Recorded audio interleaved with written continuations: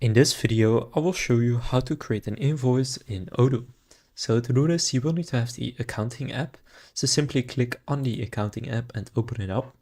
Now here, go to customers and click invoices. Now in the top left, click new.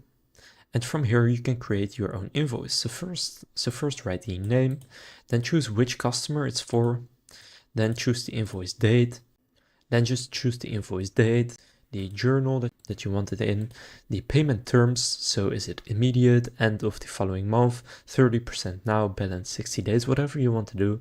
I'll go 30 days. And then in what currency is it, for example, US dollars. And then of course you also need to enter the amount that it's for, and you can do that by entering it right here. So you have the product and you can just click add a line. Then here you can choose which product you sold, for example, the sweater. And then here you have the account, the quantity, and the price. Now, of course, you can change any of this. For example, if the quantity is 10, then I can select that as well.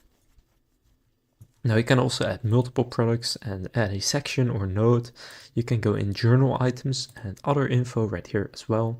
So after entering all of this, click confirm in the top left. And now you can print and send it, you can pay, you can preview it, create a credit note, or reset it to draft. Now if I click print and send, then now you can see a preview of what it looks like right there, and then just click continue, and then click print and send, and then you have successfully created that invoice. So now you know how to create an invoice in Odoo. If this video was helpful, please consider leaving a like and subscribing to my channel. And with that being said, I will see you in the next video.